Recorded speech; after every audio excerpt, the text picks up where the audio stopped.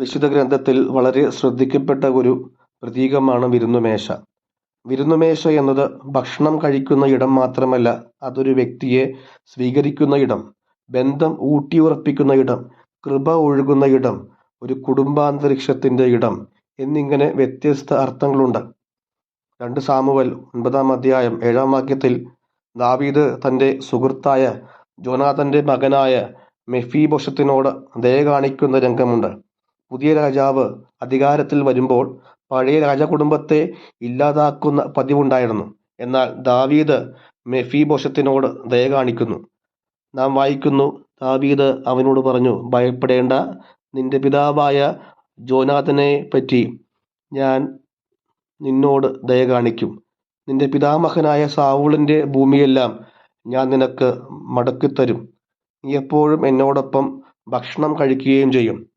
മെഫീബോശത്ത് മുടന്തനും തകർന്നവനുമായിരുന്നു. പക്ഷേ രാജാവിന്റെ വിരുന്നുമേശയിൽ ഇരുന്നപ്പോൾ അവന്റെ ദൗർബല്യം വിരുന്നുമേശയുടെ കീഴിൽ മറഞ്ഞു. രാജാവിന്റെ ദയ അവന് ഒരു പുതിയ തിരിച്ചറിവായി മാറി.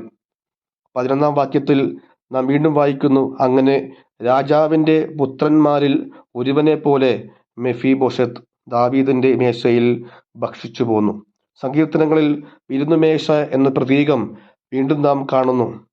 സങ്കീർത്തനം 23 അധ്യായം 5 വാക്യത്തിൽ, എന്റെ ശത്രുക്കളുടെ മുൻപിൽ അവിടുന്ന് എനിക്ക് വിരുന്നൊരുക്കുന്നു. ഇവിടെ ശ്രദ്ധിക്കേണ്ടത്, ശത്രുക്കൾ ഇപ്പോഴും കൂടെയുണ്ട്. എന്നാലും ഒരു ദൈവവിശ്വാസി ഭയപ്പെടേണ്ട ആവശ്യമില്ല. ദൈവം ഒരു വിരുന്ന് മേശ ഒരുക്കുന്നു. ഇത് ശാന്തിയുടെ വിരുന്നുമേശയാണ്, വിശ്രമത്തിന്റെ വിരുന്നുമേശയാണ്, ദൈവം ഒരുക്കിയ അനുഗ്രഹത്തിന്റെ വിരുന്നുമേശയാണ്.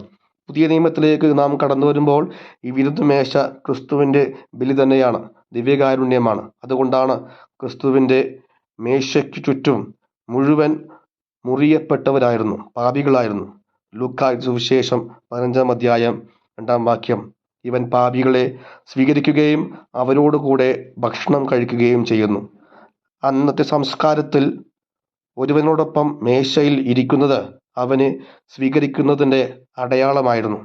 ഒടുവിൽ ദിവ്യകാരുണ്യത്തിലൂടെ മനുഷ്യന് ദൈവത്തിന്റെ കുടുംബത്തിലേക്ക് പ്രവേശിക്കുവാനുള്ള വഴി തുറന്നു കിട്ടി.